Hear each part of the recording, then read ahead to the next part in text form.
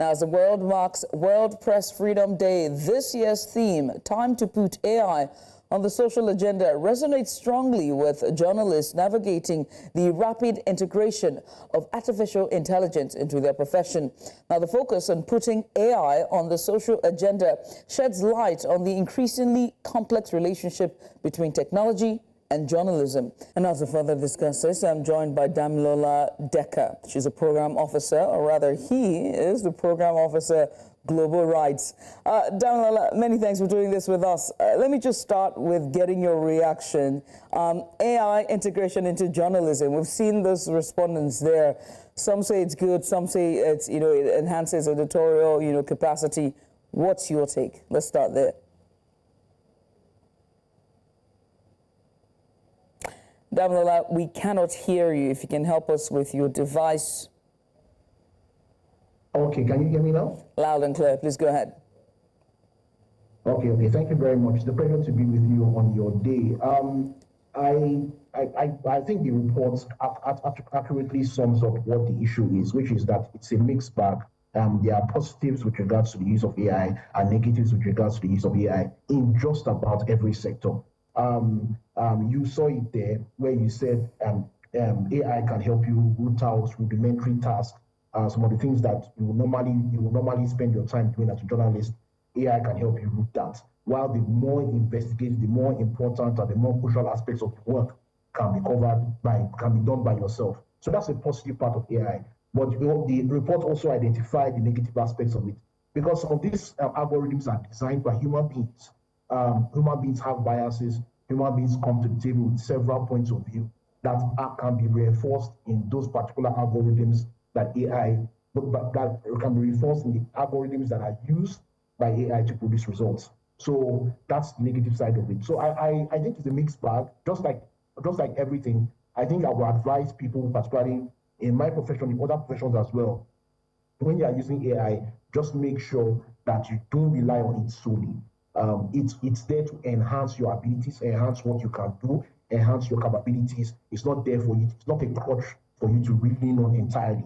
Don't just take whatever material or whatever has come out from it, hook, line, and sinker. Verify it. Ensure that you're not breaching trademarks. You're not breaching people's copyright. You're not taking things you're not supposed to take, or it's not bringing out facts that are not realistic or that are not true. Make sure you verify it before you make use of it. So I think it's a double-edged sword, as was identified in your reports. I will always say no to AI, but how do you respond to the notion that Nigeria's press freedom is under siege, with journalists facing increasing harassment, arrests as well, and censorship? What concrete steps can be taken to address these concerns? Is press freedom really free? Yeah, in Nigeria, there's no denying the fact that press freedom is under siege.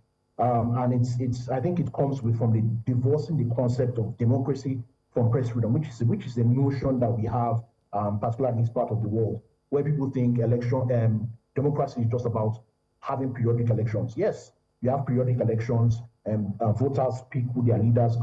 But sequel to that, several things have to happen for a functioning democracy to take place.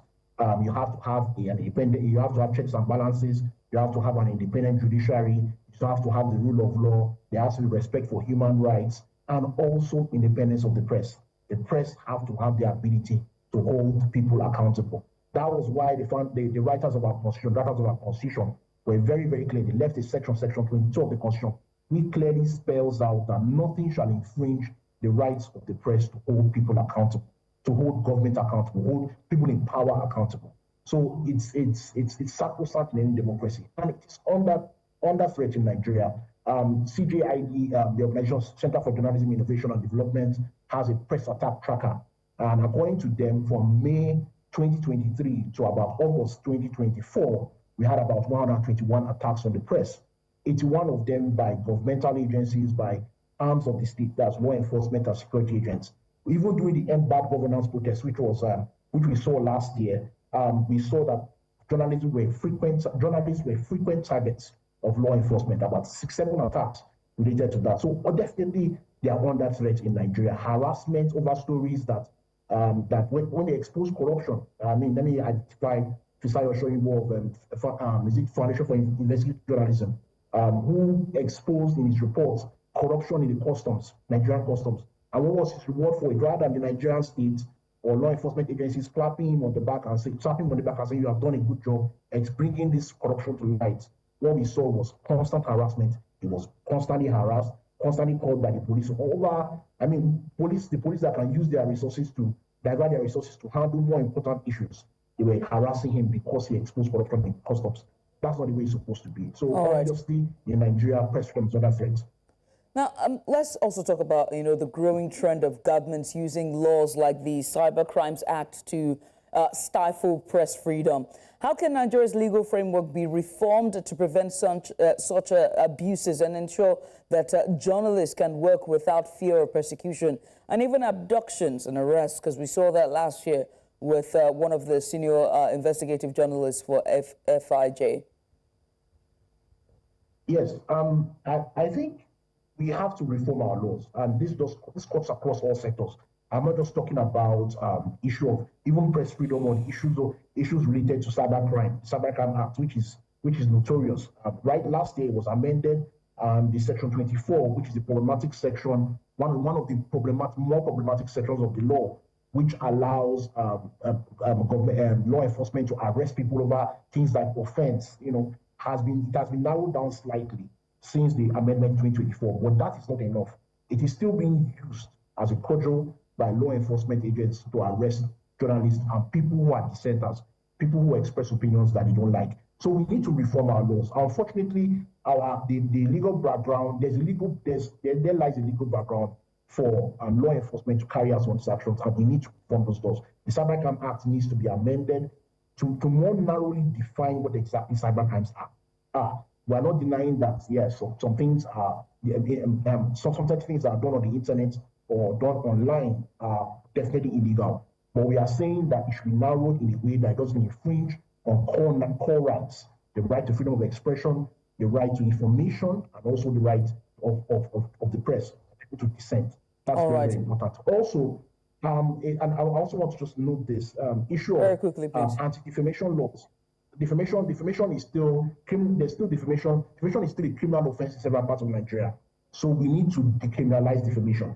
It's a big issue. It's in the 21st century. You shouldn't have laws that criminalize defamation. It's a civil issue. If someone libels you or slanders you, you should be able to sue them to court, and the court will handle the issue based on the facts. But it should be handled civilly, not by law enforcement. It should not be a criminal. It's a civil matter and not a criminal issue. I mean, Damilola, many thanks for doing this with us. We appreciate you for coming on. Damilola Decker, he's a program officer, Global Rights, giving us a bit of insight with World Press Freedom Day.